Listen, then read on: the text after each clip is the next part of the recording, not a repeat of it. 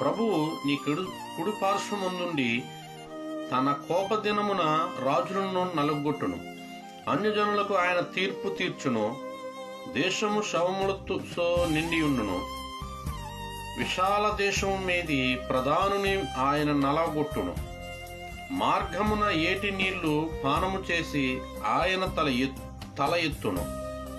111వ అధ్యాయము. యెహోవాను స్తుతించుడి. యథార్థవంతుల సభలోను సమాజములోను పూర్ణ హృదయముతో నేను యెహోవాకు కృతజ్ఞతాస్తుతులు చెల్లించెదను.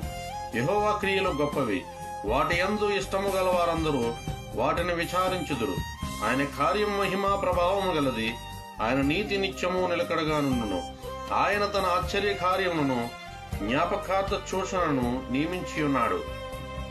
యెహోవా దయాదాక్షిణ్యపూర్ణుడు, తన యందు భయభక్తులు గల వారికి ఆయన ఆహారం ఇచ్చి ఉన్నాడు. ఆయన